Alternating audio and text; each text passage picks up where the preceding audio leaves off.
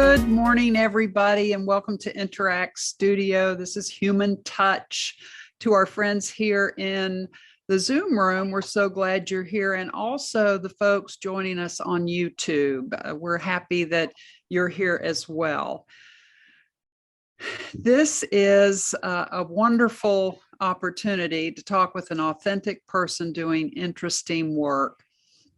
I'm Lou Solomon. I have a really fun guest with us today. Part of what we do is celebrate great communicators, and we need our heroes today more than ever. So let's get to it. Jeff Dugdale is the Associate Athletic Director and the Aquatics Director at Queen's University of Charlotte. And Doug is what you might call a super achiever. As I look down through the accolades in his 12 years coaching the swimming program at Queen's, Jeff has been a part of 12 NCAA Championship titles, 6 for men, 6 for women's, including this year's 2021 championship. And that's just the beginning. So with me is my Interact teammate, Susie Adams, and she is going to do the interview with Jeff. She's been really excited about this. So Susie? Yeah. Thank you. Because I'm an Olympic super fan. I never want to be. And then every year I get sucked into the vortex and I'm obsessed with it. So Jeff, welcome. Thank you so much. Jeff has been a friend of ours for a bit. Before we talk specifically about Olympic sports and Olympic competition, I want to give you the chance to tell us a little bit about the swimming program at Queen's University of Charlotte and how it became such a powerhouse.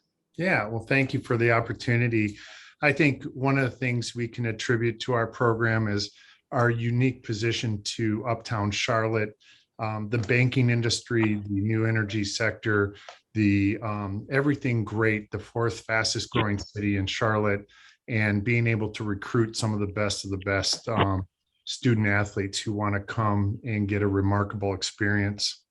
I think the other thing is about our program and how we've been able to move quickly through the ranks is we had a strong vision. Leveraging that unique position, we want to build leaders for life, coupled with the buy-in of our values. Our athletes engage in living excellence as a lifestyle, not as an event. In doing so, it helps develop their emotional intelligence. And in that development, comes aquatic intelligence for us. And then with that comes success. That's great. That's amazing. Now, you have a number of international athletes and would love for you to reflect on what brings them to the university. Yeah, our international presence is with purpose, on purpose. Our president is adamant that our university look like the world. And we feel that's part of the experience. I had a remarkable experience in college. My roommate was from Israel, a 3-time Olympian from Israel. And so I think back to the opportunities I had that were different because of that. And so having a diverse as well as an inclusive environment really adds to the university looking like the world and our team looking like the world. And I truly feel that helps our student athletes become decisive in their decisions and differentiates them in interviewing for jobs and or grad schools. That's great. You had a number of athletes in the Olympics and now competing in the Paralympics. Can you tell us a little bit about them? Yeah, very proud. We had two representing Germany. Marius Kusch represented Germany. He swam with us, was a 3-time NCAA Swimmer of the Year. I could not be prouder of his journey. And he finished 23rd, a little disappointed in his finish. He was. But as he told me that he has 3 more years. And so he'll be, he also competed on the medley relay. He's a top 12 ranked in the world in the 100 fly. So he just, the nerves got to him a little bit, but I couldn't be more proud of how he handled it. And that experience will help him to the next one. We had Annabelle Knoll, who was one of our triathletes who went on to represent Germany as well in the triathlon. She was 31st individually, but more impressively, she got picked because of her individual success to participate in the mixed relay for Germany that got 6th. And then we had Felix Duchamp, who was a former track and field runner here and swimmer here, who also helped us in the startup of our triathlon team, represented Romania, and he finished 36th. And then I have Hannah Aspen, who will be representing the USA, and she leaves Saturday early morning, to Tokyo to begin her quest, not only to lead USA, but to come home with some medals. And I talked to her about an hour ago, which was just to let her know we love her and can't wait to see the great things. Oh, that's wonderful. Thank you. I think when we reflect on this Olympics, we will think about mental health. This is the Olympics where mental health came to the forefront, largely because of the words and actions of Simone Biles, but also in the swimming lane, if you will. Michael Phelps has been very outspoken about his challenges and the importance of mental health. We'd love for you to talk about the mental well-being of elite athletes, your perspective on that, and how you help student athletes take care of their mental health. Yeah, I appreciate this opportunity because of not only Michael Phelps, but in the swimming, you had Allison Schmidt, who is one of the most decorated now. She too has a very public, working closely with Michael and has trained with Michael, public announcement with her struggle with mental health. But I think to understand there's so many factors, and I always, I don't want to sound, I'm not a psychologist, and I didn't even stay at a Holiday Inn, so I can't even claim to be one. But here's the deal. I have it broken down into my coaching career. These are 4 to 5 things that I look for. One is achievement addiction.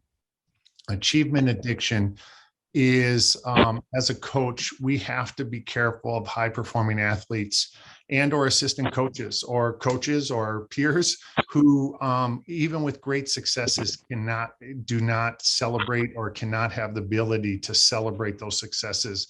And those add to burnout and additional, that whole situation of achievement addiction adds to mental health concerns. The second is expectations, individually and publicly, right? What are your expectations individually? Are they realistic? Do you understand? A lot of times I have an athlete sit down to me and tell me they want to win a gold medal. And I tell them that is exactly where we need to start. But if we win a silver, are we going to be disappointed? What is the process that's going to take place? And what happens is a lot of elite athletes think it's all or none. And that comes into playing into a little bit of that achievement addiction. And that can lead to problems. And then the public expectations, NBC, can you imagine? And I'm probably, I can't say that this happened, but NBC probably, with no right, I'll say that very clearly, probably had some part in the discussion about when Simone approached her coaches, and not in the real time moment, but as it got bigger, where she was going to go. I can almost guarantee that NBC Sports was contacted a little bit about what this is going to do in the ratings, what this does in the talking about Michael Phelps. The reason the ratings were live in the morning were because in 2008, when Michael had a chance to win the 8 medals, NBC saw the writing on the wall, and not only did they work with USA Swimming to change the event order so that it could better fit, they changed when the finals would be so that they could leverage and capitalize. Well, that's a lot of pressure, either directly or indirectly to an athlete. I also say it's what you do versus who you are. If you start to confuse as a high performing athlete, if you start to confuse and you don't have somebody, a coach or anybody to hold you accountable, it's very easy to take what you do and cross the line of who you are. And that becomes very dangerous because just like we are in our careers, we are defined. It's important that we shouldn't be defined any one way, but other than who we are, not what we do. That can seem to back you into a corner. You have friends and family. A lot of the pressure starts because last year when the Olympics were put off, you were so close. Could you hold on another year? Could you get through the COVID? Could you, people living their life through you and through the pressures of wanting it more than, and possibly more than you? I've had many conversations with an elite athlete in helping them come to the transition into life or retirement, and the relief, but yet the stress of what they thought it was going to do to friends, family, and social connections because of the fact that what they were counting on this individual, and you can't do that either. And then there's another one that was brought to light even more so this Olympics, and you would think this would not be the case, but silver and bronze. If you heard Lily King, she said, excuse my French, but this is BS.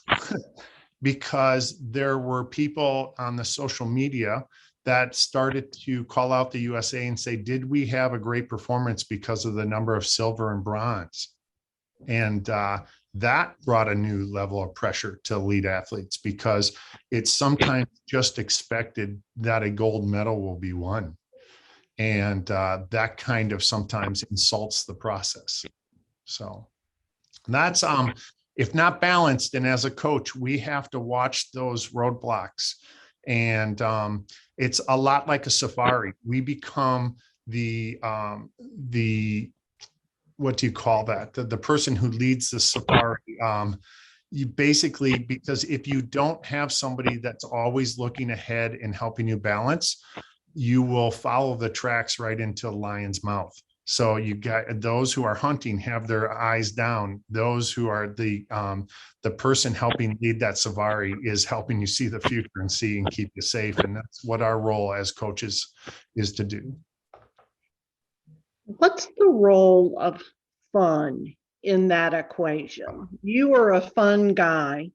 And when you look at some of the pictures of your team, it looks like you all are having fun. What's the role of fun, and how do you inject that into a very disciplined, high achieving group of people? Yeah, well, I think it starts with the leadership. Is when you say it, you have to mean it. You can't say, let's have fun, but boy, you better go out and win. That contradicts.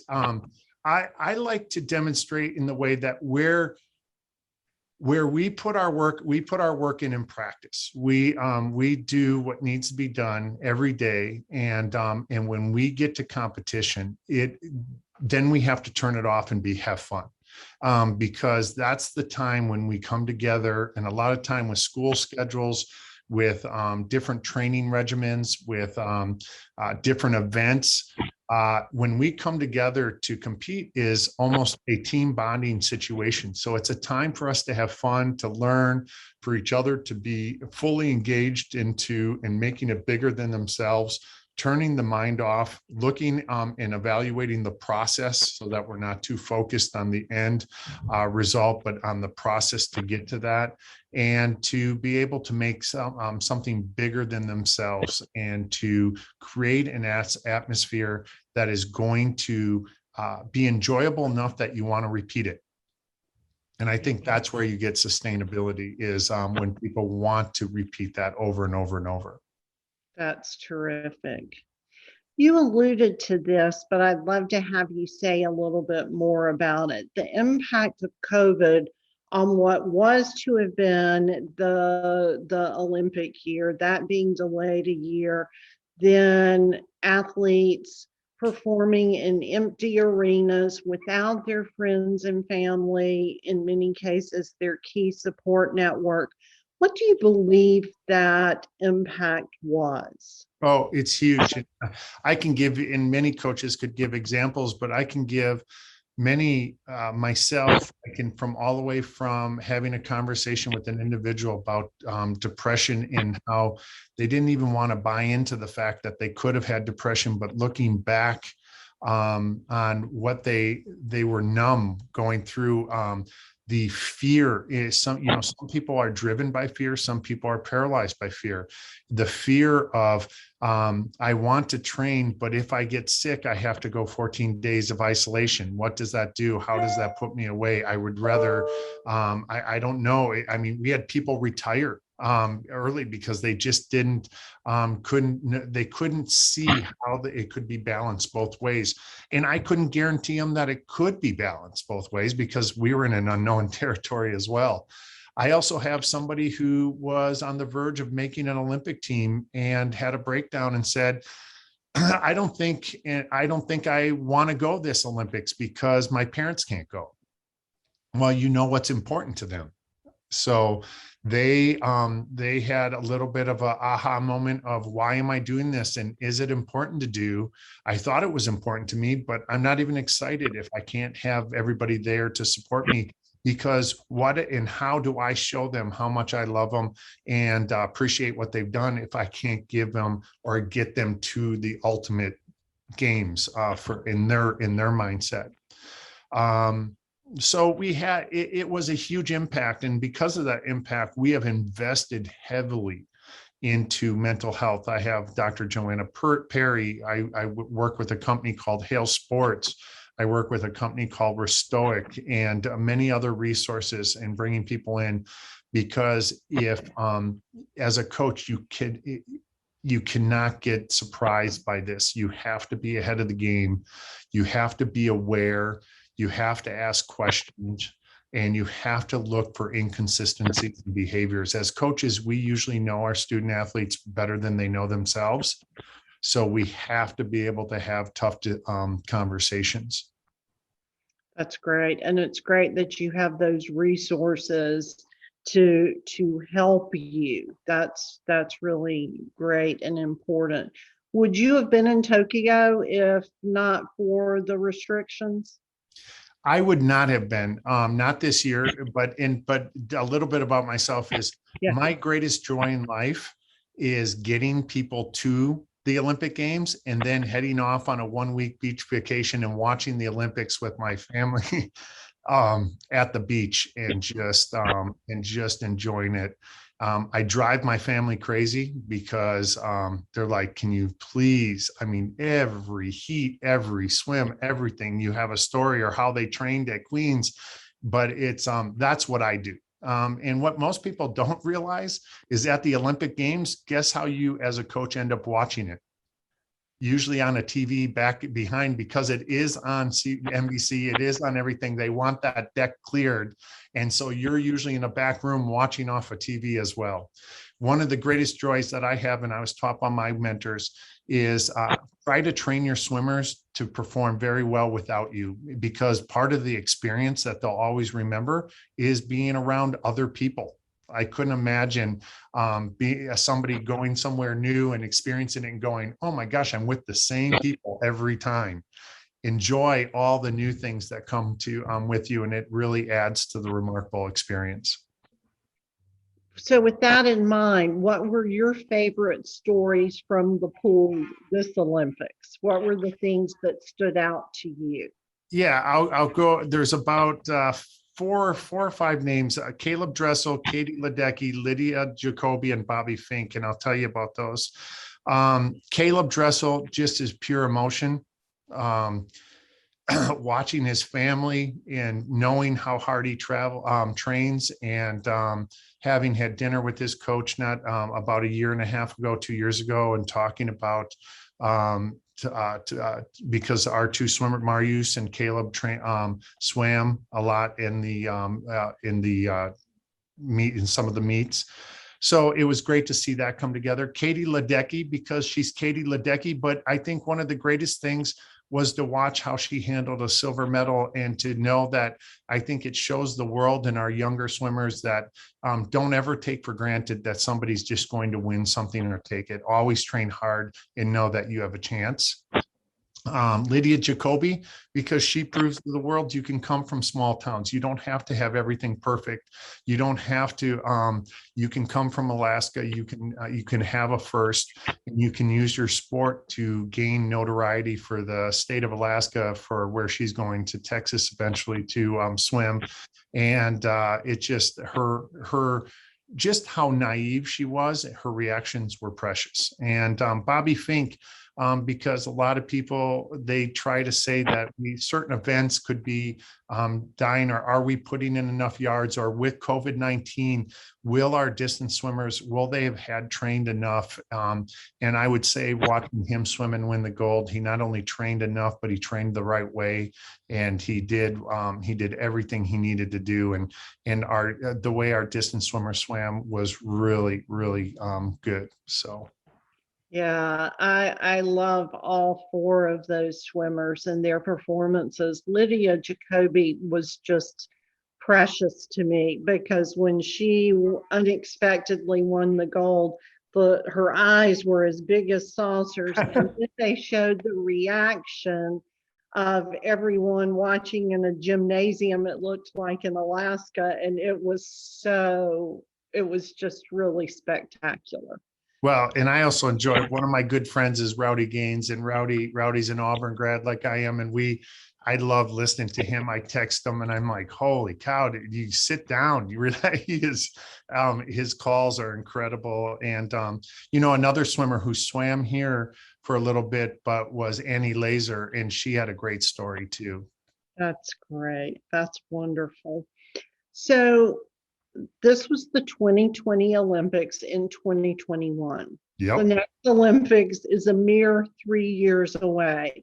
Yep. Is that a good thing or a tough thing for competitors and potential competitors? Yeah, I think it's a great thing. I think this year my expectations were low, because what we did see was the year removal really took the older end of the athletes and at the top, and pushed it over a little bit, and the newer came through. And and when that newer came through, it was, how could they handle their first Olympics? And I feel like we handled it excellent. With that in mind now, I think they have room, and 3 years is going to be perfect for them to develop and to become more of our, I am hoping and counting on, in 3 years, we'll have one of our best Olympics ever. And I hope that will also in Paris, and that will lead us into LA really nicely.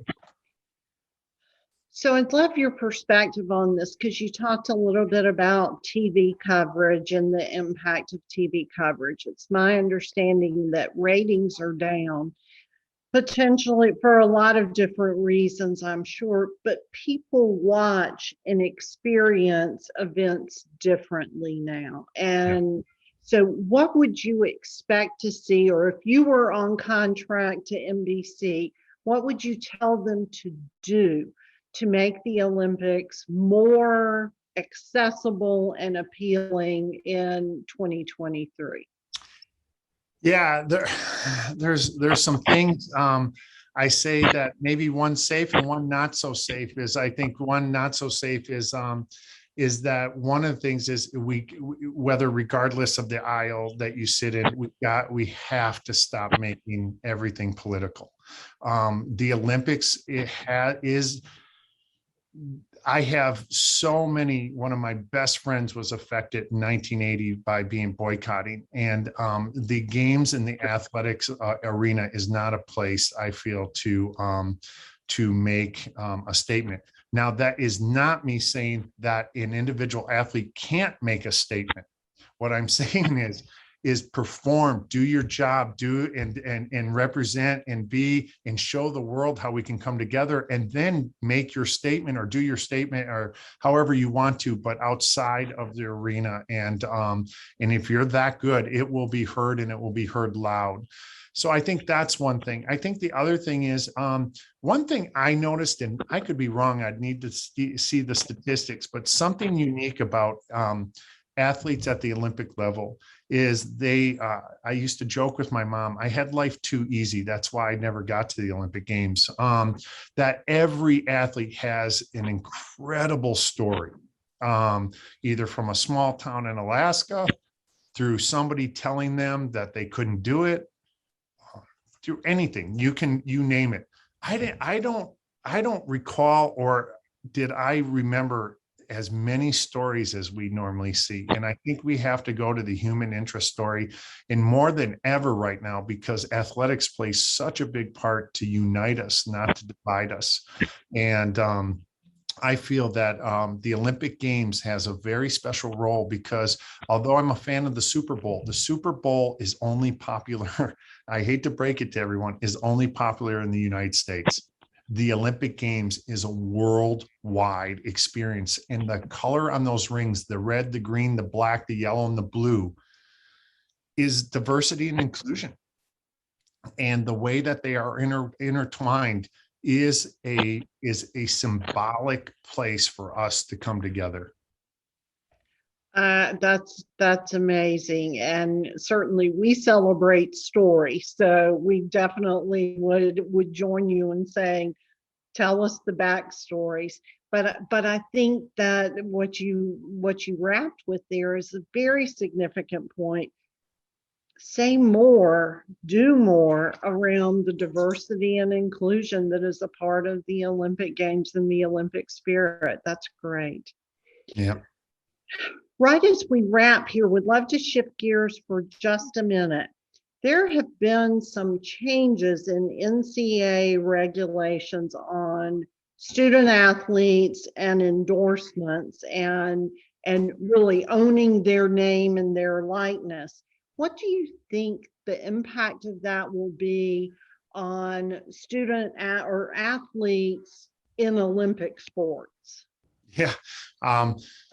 I finished at 10:30. I finished a phone call with that on that exact subject.